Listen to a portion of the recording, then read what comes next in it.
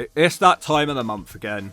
No, don't look at your girl, I ain't talking about that. You don't need to be afraid, little guy. You need a smack to the gut.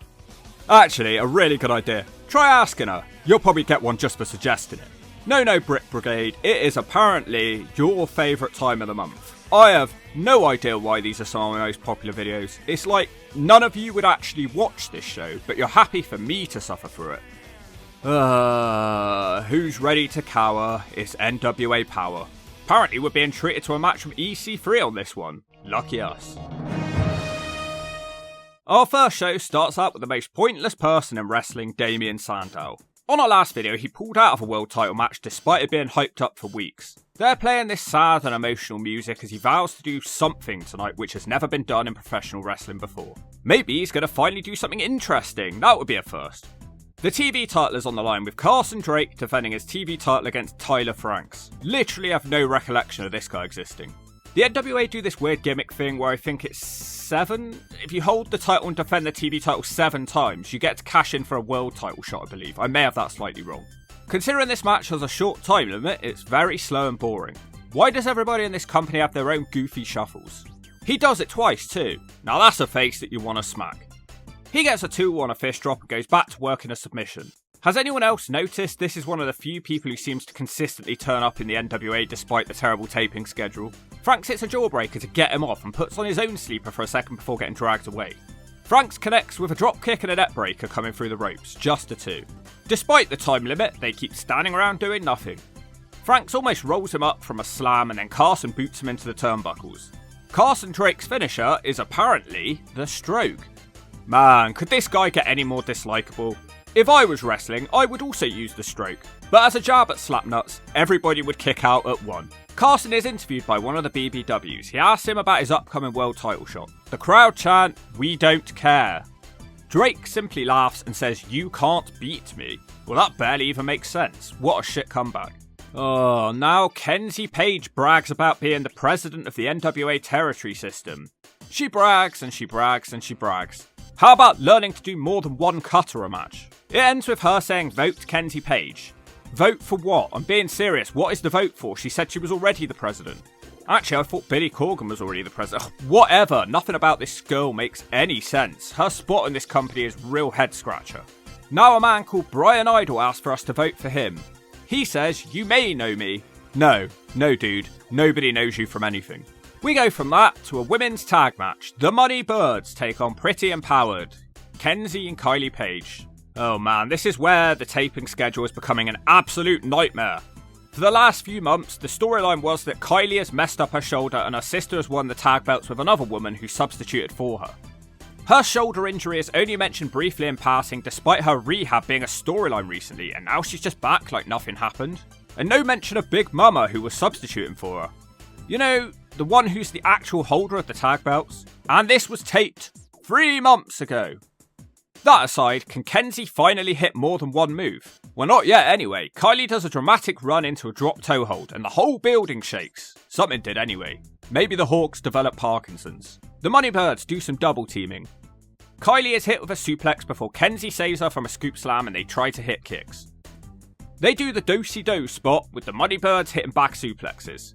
Gigi Ray, who makes the boys spray, doesn't know who's supposed to be the legal person. Kenzie dumps her to the outside. The crowd start cheering Kylie Paige. She chokes and splashes across the ropes for a 2 count. Kenzie has the tag now. Do something! She just screams and pulls faces at people, and now she starts spanking herself. Why are all the girls in this company so obsessed with their derriere? Gigi hits a step up enziguri but still can't tag out. Kenzie back in now with a snap mirror. I'm still not impressed. The commentary team won't stop talking about how beautiful the Paige sisters are. I wonder if Bold Boy Billy Corgan has a special interest in them. Anyway, we get a double down and both girls tag out. Ladybird Monroe smashes Kenzie all over the ring and does some mad athleticism into a swing blade. She isn't done and hits a huge backbreaker to Kylie. I'm actually shocked she kicked out of that one. Kylie Paige tries to cheat with a belt shot which distracts the referee. She gets another belt and smashes Monroe in the face. Kenzie Paige hits a super kick and that's how this one goes down. Wow, so we didn't even get a cutter this time. It's like it's getting worse. That being said, I did like the aggression in this match. The Money Birds have some decent moves, and it's nice to watch something which feels like a fresh matchup, even if it was 3 months ago. Next up, Slapnut's former manager Tennessee P begs for our vote. He is concerned about Trevor Murdoch for some reason. So far, the Hawk wouldn't personally vote for a single one of these people.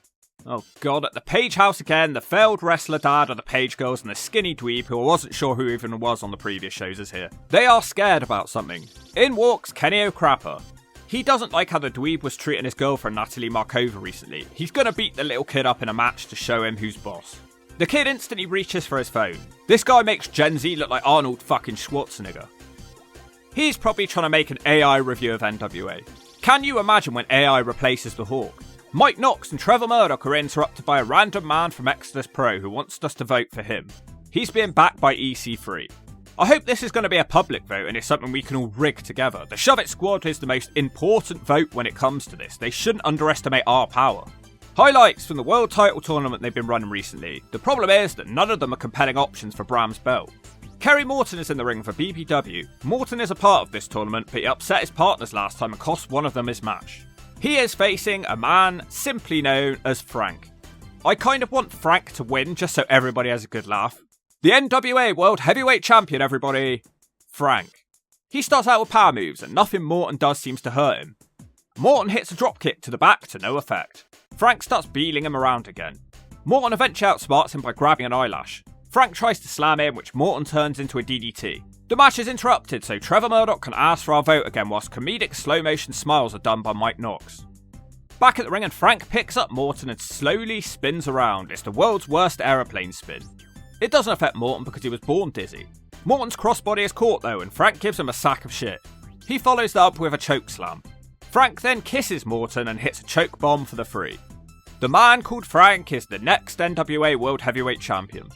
We end this show catching up with Damian Sandow and his big surprise that he mentioned at the start of the show.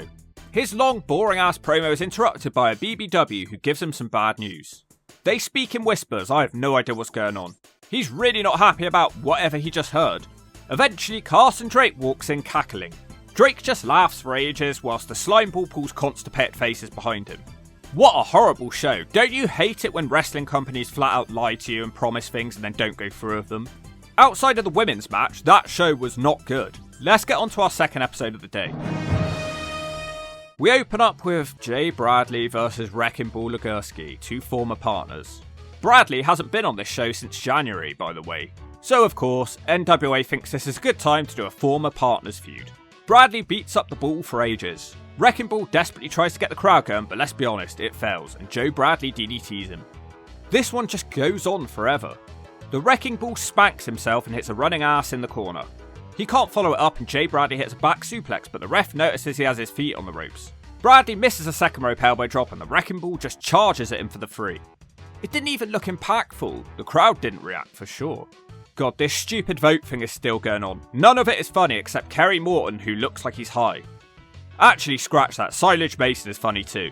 He doesn't want us to vote for the EC3 guy because he's an anti-vaxxer. Instead, he's going to support the Joseph Stalin of the NWA, Kenzie Paige. Jesus, what a person to compare her to. Zion and Colby Carino have a match. I think Colby messed up his hair because it looks green here. I'm not sure why the NWA still booked this Zion guy. He's the most boring luchador of all time. Despite that, Colby Carino just can't get the win. He tries everything. He even tries the Swanton Bomb, but he misses it. Dude, I've been watching NWA Powerr, man. And I've already warned you, Colby Carino. Stop using my Swanton Bomb finishing maneuver, man. Oh, it's time for action. I'm gonna write a strongly worded letter and send it to my stoner friend Shannon in North Carolina, man. And that will teach you a lesson, Colby Carino, man. The manager of Zion puts something in his hands and he rubs it in Colby's face and hits a driver. Surprisingly, not the end of the match. Colby just rolls him up for the 3 despite being blinded. That's our final setup. Frank versus Colby Carino. That is going to be some main event right there. I am shaking with anticipation. Oh, I feel like I'm cringing before each segment. I don't know what else to say. Every segment is horrible on this show at the moment. We have to sit through a debate between the 2 frontrunners for the president of the NWA. Pastor CeeLo from Exodus Pro and Kenzie Paige, who makes the boys rage. The pastor vows to put NWA territories everywhere if he wins. He's kind of like a cheap version of the Pope D'Angelo De Niro. Kenzie promises bigger paydays for everybody. Kenzie doesn't know where that money's going to come from though, and it sure isn't coming from X. She also thinks she can get sponsorships by letting people take pictures of Billy Corgan the Smashing Pumpkin. This garbage has taken up half the shows, and it's so pointless, I just don't care. The next segment is Kylie Paige washing cars in a t-shirt saying that she only dates rock stars. The Billy Corgan conspiracy keeps growing. She complains at the dweeb Hunter Drake for failing to beat Markova in the last video. He is worried now because her boyfriend is after him. Kylie's bitching somehow gives him belief in himself. I'm surprised they didn't put her in a bikini again. My, how the mighty have fallen. A random tag team match pitting Doom 2.0, Marshe Rocket and the Mac Militant against Ethan Carter III and his tag team partner, Pretty Boy Smooth. He's big, he's bad, he's bigger than a shed and you can park a Mustang on his forehead. EC3 hits the Thez press and tags the big man. He hits a big boot to the Mac Militant and a front slam to Rocket and a leg drop. He also picks up his partner EC3 and drops him on top. It's not enough though, and the 1%er is reversed and Rocket hits a power slam. Poor Ethan, Mac hits him with a cab driver slam now. Eventually EC3 hits a back leg trip and tags him made. The big man also does a back leg trip and he slams the masked morons together. He then throws his partner EC3 into a cutter. Damian Sandow desperately turns the match for his team. The pastor and the EC3 cult walk menacingly at him. Marshe Rocket hits a dropkick, but he's forgotten about the big man. The Mac Militant barges Pretty Boy Smooth off the apron, but soon regrets that because Smooth cutters him across the ropes and EC3 wins with a roll-up. The world champion Bram makes a rare appearance. He's crying that Damian Sandow has been trying to ruin his reputation, his life, and his marriage. Can we please end this feud? I still have no idea what Sandow tried to do to Bram. It's the worst world title feud of all time. How have they been feuding for months and we know nothing about why they're feuding? Oh god, I've got one more show to sit through. This has not been good, NWA. I've struggled to find anything I liked across these 3 shows. This one starts out with Damian Sandow admitting that he has no business in a professional wrestling match because he's just a manager. Despite that, he would like to fight for the world title, but first he wants to invite Bram to his house so he can ruin his life further on camera. The opening match is a women's triple threat. Kelsey Heather and her horrible ring gear take on Valentina Rossi and La Rosa Negra. La Rosa and Heather keep countering each other. The big girl boots one down and hits the splits to the other. Heather tries to do a crazy jackknife pin to her. She then hits a sloppy looking smack to the gut on La Rosa Negra. Look Heather, you have got to have belief when you smack somebody in the gut. No half measures, you need the full smack. I am an expert. Rosa does a drop toe hold and desperately tries to make a pin on Heather while she's on her front. This match is truly incredible. Heather gives La Rosa an enziguri and hits a standing moonsault to both of the girls for a 2 count. Somehow there's another botch now on running the ropes. La Rosa nails a much nicer aeroplane spin into a TKO and a super kick to Heather. La Rosa Negra finishes off Heather with a frog splash. I might sound like I hated it, but honestly, I enjoyed it more than 90% of the matches on these 3 shows. This got me thinking, do girls sometimes get a free pass? Not just from the Hawk, but in life in general. Nothing here was really good, but the crowd still reacted more to these girls than anything else on the shows. Why is that? Tell the Hawk. Straight from that into a tag match now between the Colons and Kratos and Odinson. It's a nobody cares matchup. Remember like a month ago when the Colons turned up in TNA and formed an alliance with the system, and I swear they haven't been seen on the show since. Anyway, all 4 guys are very, very boring. Surprisingly, the Colons lose after a pounce and a spinning powerbomb. Kenzie Paige now moans to her sister about having to look after her house. What is wrong with this girl? Talk about first world problems. There's many people out there who wish they had a house. This girl's bitching because she has to sweep up some leaves.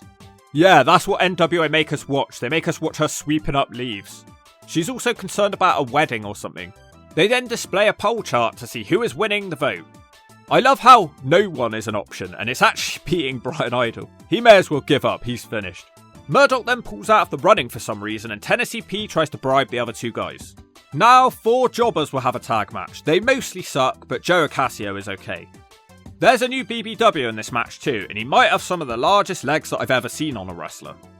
Alex Misery is another guy who somehow gets on every single NWA shows. He sucks, but at least he lives up to his name because I sure feel misery whenever he's on screen. He hits a moonsault which doesn't get the JOB done, and then Ocasio just starts barging everybody down. Suddenly the commentary team scream, "Oh my god, it's Jim Mitchell," but they can't be bothered to show him.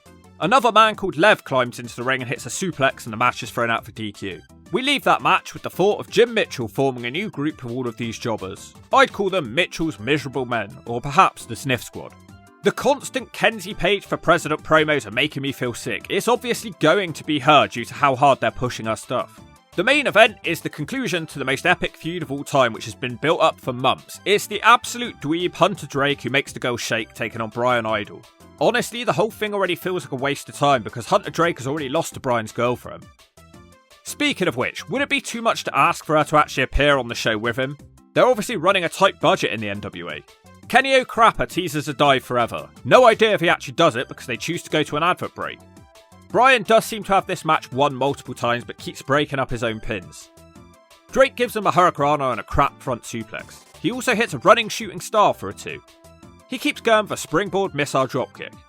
This guy's going to catch flies in his mouth if he's not careful. His moonsault misses, but he recovers with a pump kick.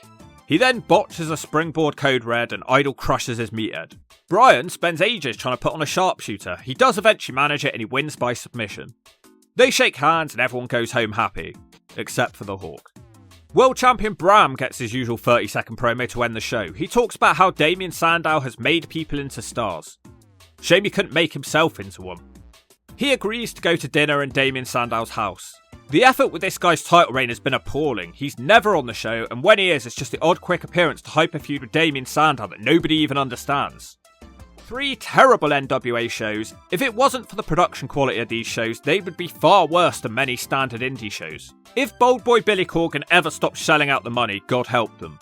It doesn't help that none of our fan favourites turned up. We're probably going to see them on the next video in 3 weeks' time because this production schedule sucks Sonny Siaki's ass. And if you don't agree with that, I'll tell you to go open wide like a bass.